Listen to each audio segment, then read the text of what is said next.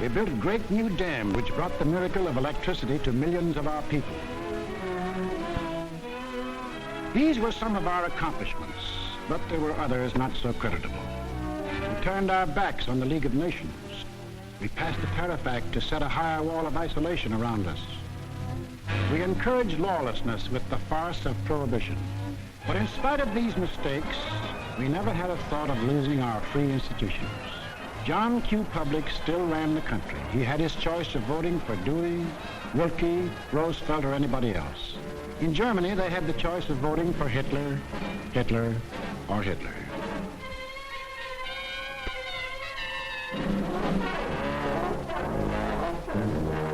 Over here, John Q. still read what he pleased.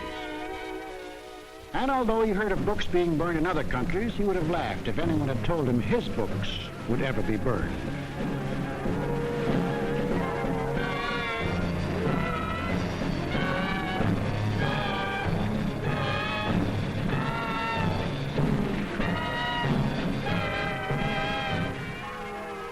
And on Sunday, if he felt like it, John Q. went to any church he pleased.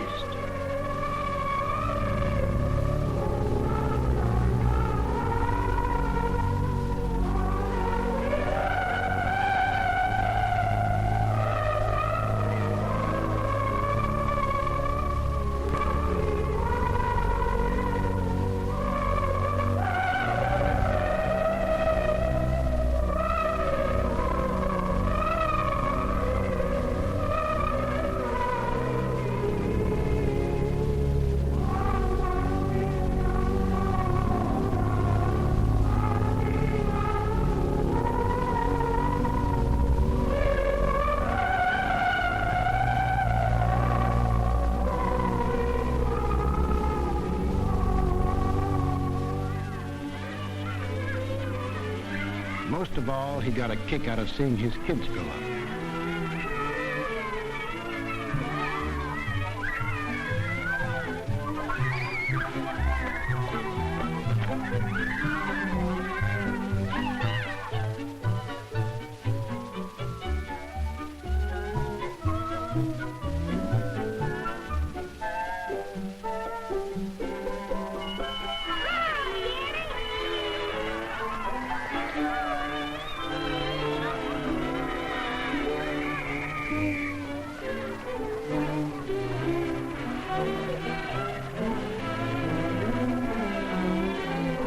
The average American was quite unconscious of the fact that some people had this in mind for the little John Q's. Viel mehr, Junge. Wollt ihr auch so da?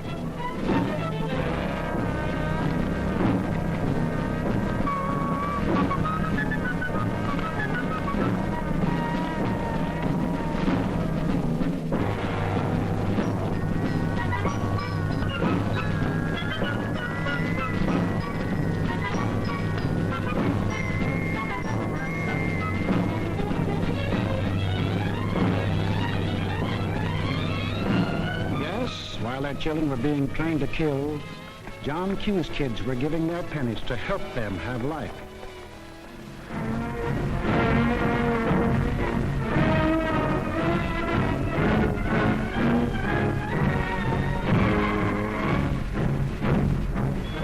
And when we saw these men in the newsreels, quite often we laughed. To us, they looked like characters in a musical comedy.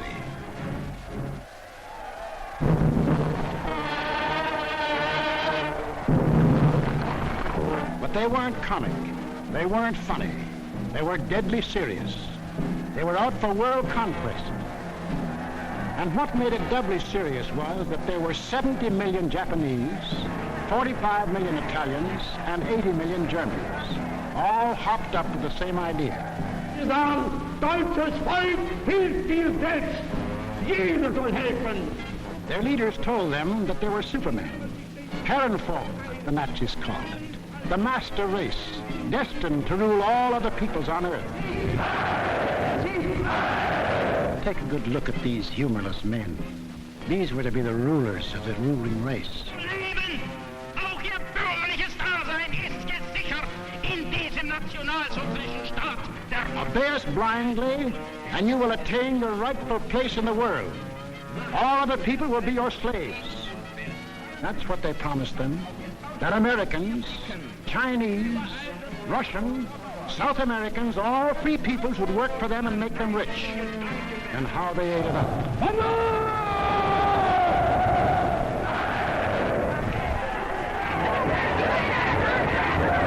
We shall restore the glory that was Rome. Today we rule Germany. Tomorrow the world. The Pacific is ours. It was inevitable that these countries should gang up on us. The little fellow is our pal, Curacao, who smiled his way into our hearts in December 1941. Here he and his friends are busy carving up the world in advance, staking out their claims. Take a good look at these claims. Here was the Italy that Mussolini took over in 1922. And almost his first act was to tell the Italians they were the rightful owners of Corsica, Nice, Savoia, Albania, Tunisia, Ethiopia, and a land corridor linking it with Libya. Later on, he had an even bigger dream. The old Roman Empire as it existed nearly 2,000 years ago, to dominate all the lands adjoining the Mediterranean. Mare Nostrum, our sea, they called it, just as the ancient Romans did. As for the Japanese, they had some ambitions too. By 1920, they had grabbed off Formosa, Korea, and the southern half of the island of Sakhalin.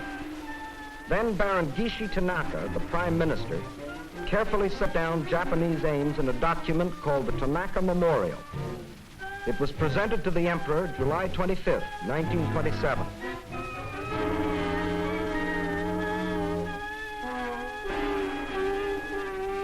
Here was their dream. Manchuria for raw materials, China for manpower. Then a triumphant march through Indochina, Siam, Burma, India, the East Indies, and on through Australia and New Zealand. And in the north, all they claimed was that part of Russia east of Lake Baikal. That was to be the new order in Asia. Then the Japs would move eastward to crush the United States and really start their co-prosperity sphere. Now take a look at the fight the Nazis reserved for themselves. Here's the Germany Hitler walked into. And here's what he wanted. First, Europe under his complete political or economic control, leaving Mussolini a share of the loot if he behaved himself. Then the drive to the east, through the rich oil lands of Iran and Iraq, into India. Another push south through Africa. Then from Dakar, jump off to meet the honorary Aryans who were to move in on South America through the Pacific.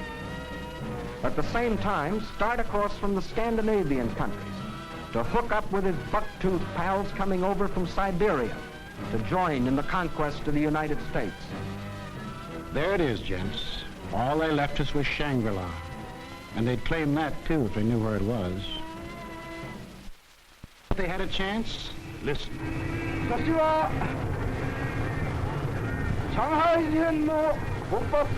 When war comes between Japan and the United States, I shall not be content merely to occupy Guam, the Philippines, Hawaii, and San Francisco. I look forward to dictating the peace to the United States in the White House at Washington. Yamamoto wrote those words on January of 1941. Yes, the conquering Jap army down Pennsylvania Avenue. That was the final goal. You will see what they did to the men and women of Nanking, Hong Kong, and Manila. Imagine the field day they'd enjoy if they'd marched through the streets of Washington. But before striking, a preliminary step was necessary. From Berlin, from Rome, from Tokyo, the campaign started. Propaganda to confuse, divide, soften up their intended victim. Put them on the defensive. Scream you're abused. Shout you're oppressed. The world's wrong. You're right. If you shriek it loud enough and often enough, they'll believe you. Above all, use their free press and their free speech to destroy them. Lebensraum, ja, Lebensraum, meine Volksgenossen. Lebensraum, they demanded. Living room. Our lands are overcrowded. But at the same time, they gave prizes to mothers who bore the most sons.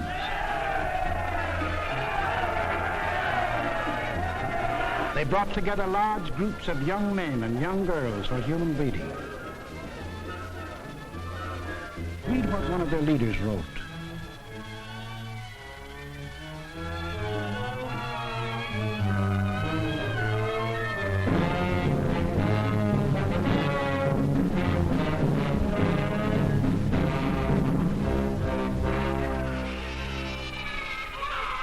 Of course, the children from this assembly line belong to the state to be scientifically trained for conquest.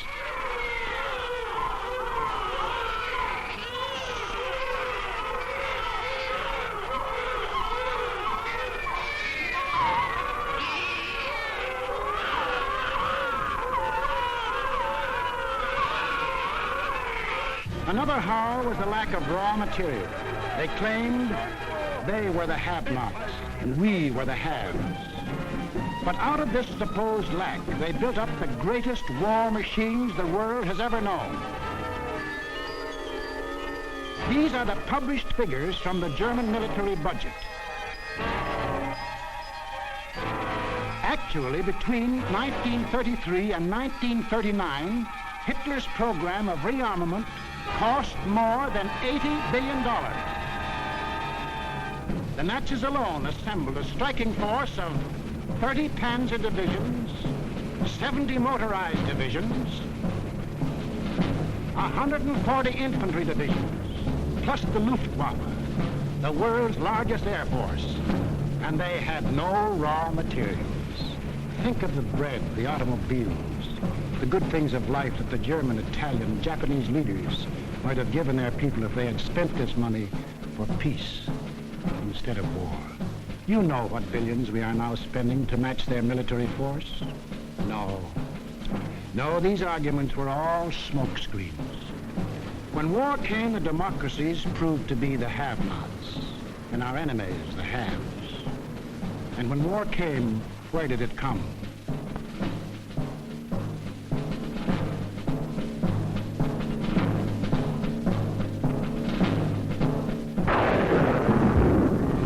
Remember that date, September 18th, 1931, a date we should remember as well as December 7, 1941. For on that date, in 1931, the war we are now fighting began. The place was Manchuria, the northernmost province of China, 6,000 miles from San Francisco. Manchuria, the first objective in the Tanaka Plan. By September 18th, the Japanese, who by treaty patrolled the southern Manchurian railway, had secretly and illegally increased their garrisons. On the Korean-Manchurian border, an entire Japanese army was assembled, conveniently equipped for a winter campaign. All they needed was an excuse. They made their own. At 10:30 that night, just after the Mukden Express had passed by, a section of track was dynamited, causing damage to one rail and two fish plates. Japan's honor had been violated.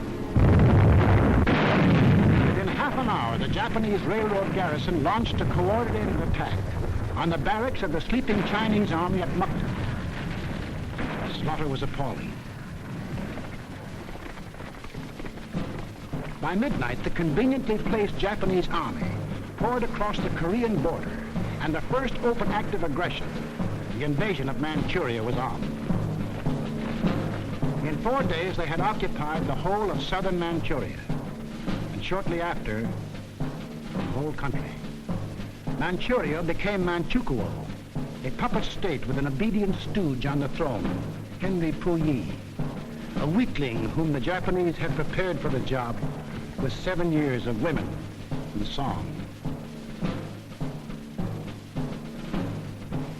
In Washington, Henry L. Stimson, then Secretary of State, now Secretary of War, sent out a blistering denunciation of the attack. The League of Nations sent a committee of 5, headed by Lord Lytton and including our own General Frank McCoy, to Manchuria to investigate. In October of 1932, the committee issued its report. we found that the Japanese occupation of this large part of China was not justified on the ground of self-defense, and that the new state which had been set up was a Japanese protectorate rather than a genuine case of Manchurian self-determination. Shortly after, the League condemned Japan as an aggressor nation. À son Excellence, Monsieur Matsuoka, délégué du Japon. I call on His Excellency, Monsieur Matsuoka, delegate of Japan.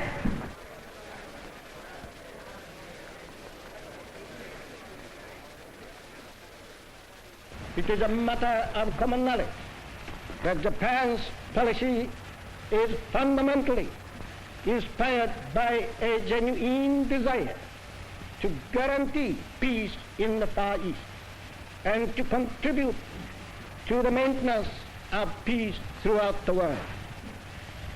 Japan, however, finds it impossible to accept the report adopted by the Assembly.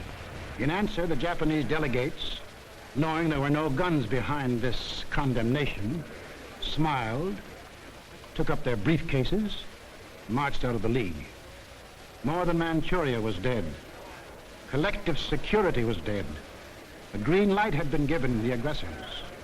We and the rest of the world knew that these aggressors should be stopped and punished, but we were unwilling to make the necessary sacrifices to back up that opinion.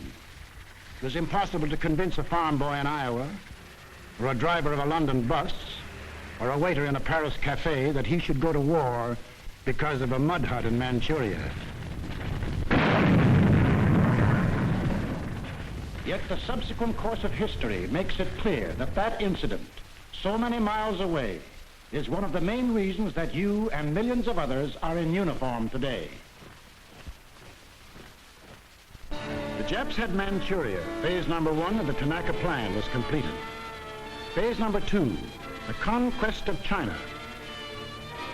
In 1932, without warning, the Japs attacked the Chinese city of Shanghai.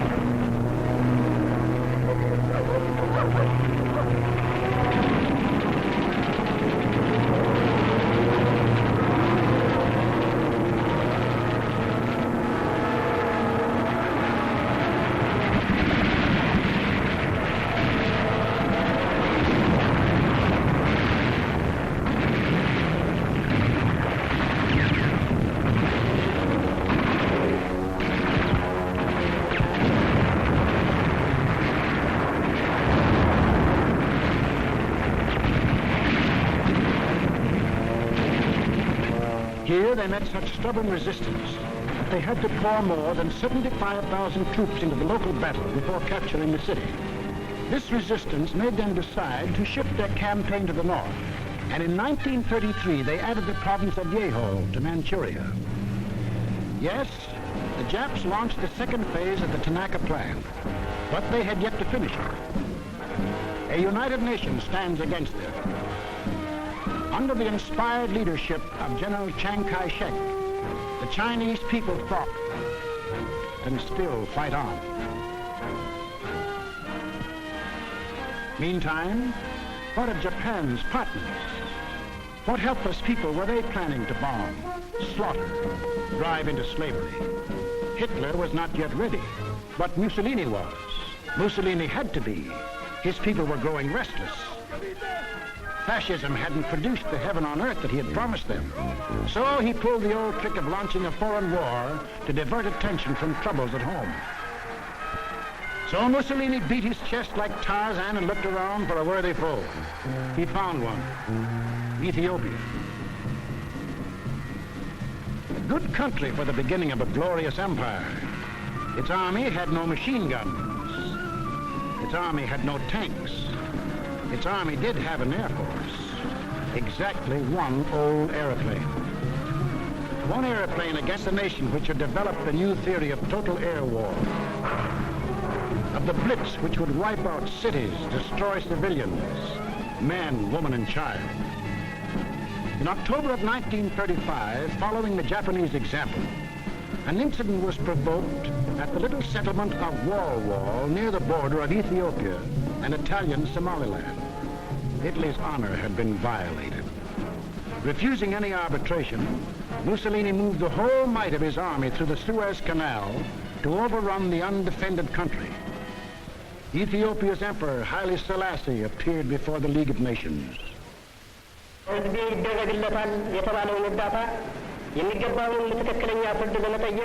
I must still fight on until my tardy allies appear, and if they never come, I say to you without bitterness, the West will perish.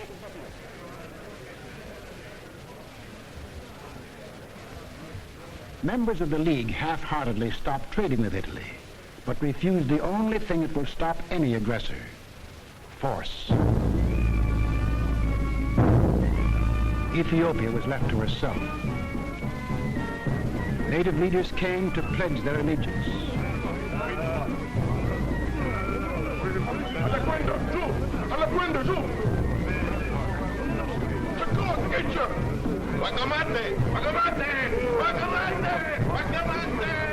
The people of Ethiopia, with their spears and bare hands, faced the guns and the tanks of the invaders, fighting desperately and gallantly to save their country from conquest.